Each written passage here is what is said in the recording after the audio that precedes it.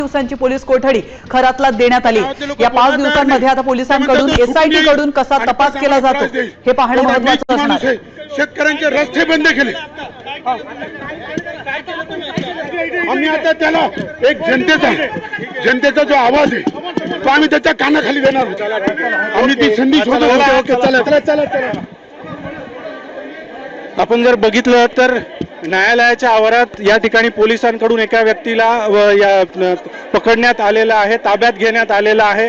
या व्यक्तीने देखील अशोक खरात याच्या कानाखाली मारण्याचा इशारा दिलेला होता आणि तसा प्रयत्न काही वेळापूर्वी अशोक खरात ज्यावेळेस कोर्टातून बाहेर पोलिसांनी त्याला आणलं त्यावेळेस अशोक खरात याच्या जवळ जाऊन त्याच्या कानाखाली मारण्याचा प्रयत्न या व्यक्तीने केलेला होता। आता नाशिक पोलिसांच्या टीमने या व्यक्तीला ताब्यात घेतलेला आहे। या व्यक्तीचं जे म्हणणं आहे की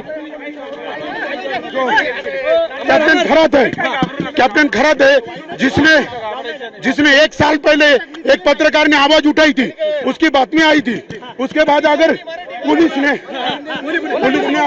अगर उसके ऊपर कुछ चौकसी की होती, इंक्वायरी की होती, तर एवढा लोकांनी आम्ही मिरगावला गेलो होतो।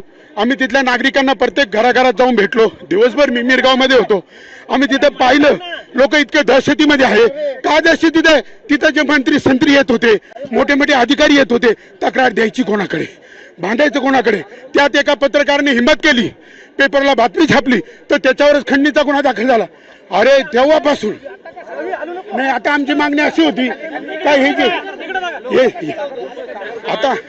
आता तृप्तीताई देसाई पुण्यावरून इथं आल्या, त्यांचं माझं बोलणं झालं म्हणून आम्ही आता इथे आलो।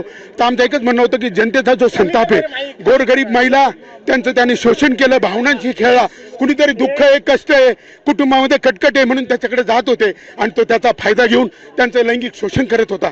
म्हणून याची नीच नराधम कधी राम रहीम येतो, कधी आसाराम येतो, कोणालाही शिक्षा होत नाही आणि हे मोकाट सुटतात, कायद्याचा धाक राहिला नाही। म्हणून यांना जनतेची ताकद आम्हाला दाखवायची होती। जर संधी मिळाली असती त्याचा कानफडत वाजवायचं होतं, आम्हाला दाखवायचं होतं या महाराष्ट्रात, शिवरायांच्या महाराष्ट्रात, डॉक्टर बाबासाहेब आंबेडकरांच्या महाराष्ट्रामध्ये असा नालायक नीचपणा कधी सहन केला जाणार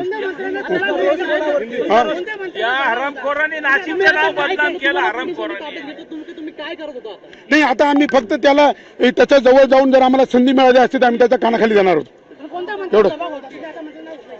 नाही, अनेक मंत्री तिथे आले। आता दीपक केसरकर साहेब म्हटले की यांनी या ठिकाणी अशोक खरात याला ज्यावेळेस नाशिक पोलिसांनी कोर्टाच्या बाहेर आणलं त्यावेळी या व्यक्तीने अशोक खरात यांच्या जवळ जाण्याचा प्रयत्न केलेला होता आणि त्यानंतर त्यांच्या जवळ जाऊन त्यांच्या कानाखाली मारण्याचा इशारा देण्यात आलेला होता आणि त्यामुळे आता नाशिक पोलिसांच्या टीमने त्यांना ताब्यात घेतलेलं आहे। आता सध्या अशोक खरातला घेऊन पोलिसांची टीम जी आहे ती आता पुन्हा एकदा गोपनीय स्थळी रवाना झालेली आहे। पुढचे 5 दिवस अशोक खरात याला पोलीस कोठडी सुनावण्यात आलेली आहे। त्यामुळे आता पुढच्या 5 दिवसामध्ये एसआयटीच्या तपासाला देखील पुन्हा एकदा आणखी वेग येणार आहे।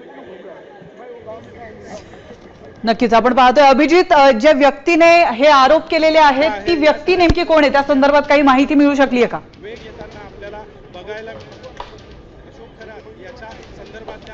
विनोद नाठे नावाची ही व्यक्ती असल्याची माहिती मिळते आणि तृप्ती देसाई देखील काही वेळापूर्वी या ठिकाणी कोर्टाच्या आवारामध्ये दाखल झालेल्या होत्या आणि तृप्ती देसाई यांच्या सोबतच विनोद नाठे या व्यक्तीने देखील अशोक खरात याच्या कानाखाली मारण्याचा इशारा दिलेला होता आणि तसा प्रयत्न करत असताना आता पोलिसांनी या व्यक्तीला ताब्यात घेतलेला आहे आणि आता एसआयटीची टीम जी आहे ती अशोक खरात याला घेऊन आता गोपनीय स्थळी रवाना झालेली आहे आणि पुन्हा एकदा पुढच्या काही वेळानंतर अशोक खरात याच्या एसआयटी चौकशीला सुरुवात होणार आहे। नक्कीच आपण या दृश्यांच्या माध्यमातून पाहू शकतो। अभिजित, तुम्ही आमच्यासोबत असेच थांबा, अधिक माहिती तुमच्याकडून घ्यायची, मात्र तुर्तास वळतोय आताच्या लाईव्ह दृश्यांकडे। खरातने पिस्तूलने 5 नरबळी घेतल्याचं देखील समोर येत आहे। पुन्हा एकदा जाऊयात अभिजित यांच्याकडे। अभिजित, अतिशय महत्त्वाची अपडेट ती म्हणजे आपल्या पिस्तूलच्या माध्यमातून त्याने 5 नरबळी घेतल्याची माहिती समोर येते। काय अधिक अपडेट या संदर्भात?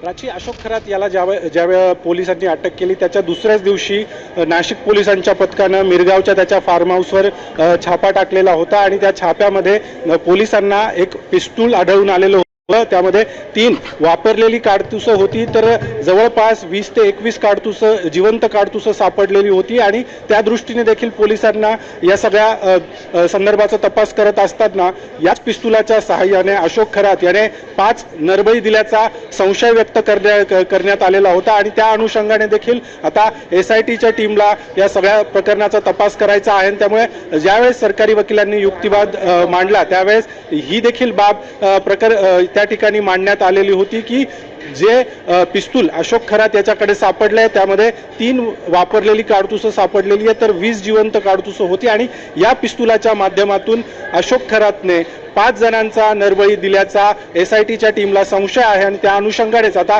तपास करण्यासाठी अशोक खरात याला पोलीस कोठडीत द्यावी अशी मागणी करण्यात आलेली होती. आता सगळ्यात महत्त्वाचं म्हणजे आता या अशोक खरात याला 5 दिवसांची पोलीस कोठडी मिळाल्यानंतर आता पुन्हा एकदा SITची टीम अशोक खरात याला त्याच्या मिरगावच्या फार्म हाऊसवर घेऊन जाणार असल्याची देखील माहिती समोर येते. कारण त्या ठिकाणी नेल्यानंतर अशोक खरात याने त्या ठिकाणी नेमके काय काय काळे कारनामे केलेले होते, तो त्या ठिकाणी कधी यायचा किंवा त्या ठिकाणी आणखी कोण मोठे राजकीय नेते किंवा सेलिब्रिटी येत होते, त्या ठिकाणी नेमकी काय पूजा केली जायची, या सगळ्या संदर्भातले जबाब पुन्हा एकदा प्रत्यक्ष त्या घटनास्थळावर जाऊन घेण्यासाठी अशोक खरात याला पुन्हा एकदा त्याच्या मिरगावच्या फार्म हाऊसवर नेलं जाणार असल्याची देखील माहिती समोर येते. आणि एकूणच आपण जर बघितलं तर या सगळ्या तपासाला आता SITच्या टीमकडून गती देण्यात आली, कारण पुढच्या 5 दिवसांमध्ये आणखी जर काही महिलांच्या तक्रारी प्राप्त झाल्या तर त्या अनुषंगाने देखील जे गुन्हे दाखल होतील त्याचा देखील तपास करावा लागणार आहे. सोबतच अशोक खरात याचे जे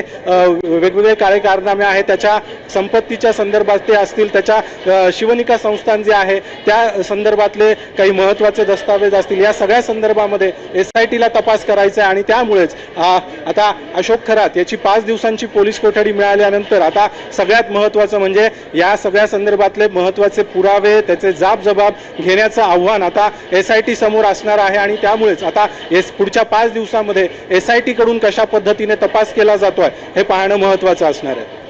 नक्कीच अभिजित, एक महत्त्वाचा विषय म्हणजे 5 जणांचा नरबळी दिला जातो. खरं तर हे जे प्रकरण आहे ते अतिशय भयंकर अशा वळणावर या ठिकाणी आल्याचं आपण पाहतोय.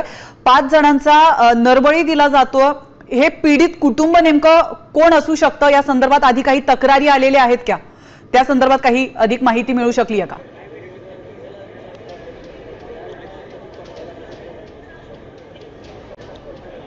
5 जणांचा जो नरबळी दिल्याचा संशय व्यक्त केला जातोय त्यामध्ये SITच्या टीमकडून अतिशय गोपनीय पद्धतीने या सगळ्या संदर्भातला तपास केला जातोय. त्यामुळे या सगळ्याची कुठलीही माहिती बाहेर येणार नाही याची पुरेपूर खबरदारी जी आहे ती SITच्या पथकाकडून घेतली जाते. त्यामुळे या नरबळीच्या संदर्भामध्ये नेमकं अशोक खरात याने हे नरबळी केव्हा दिले, ते नेमके कुठे दिले, या सगळ्या संदर्भामध्ये अधिकृत अशी माहिती अद्यापपर्यंत समोर येऊ शकलेली नाहीये. मात्र जो महत्त्वाचा युक्तिवाद सरकारी वकिलांनी केलेला होता त्यामध्ये 5 जणांचा नरबळी दिल्याचा संशय व्यक्त करण्यात आला. आणि त्यामुळे त्या अनुषंगाने आता SIT कडून काय पावलं उचलली जात आहेत, कशा पद्धतीने तो तपास केला जातोय आणि नेमका अशोक खरातने कुणाचा नरबळी दिला, तो कशासाठी दिला, या सगळ्यांचा तपास आता SIT ज्यावेळेस करेल त्यानंतरच आपल्याला या सगळ्या प्रकरणामधली देखील नवीन खुलासे जे ते समोर येऊ शकतील.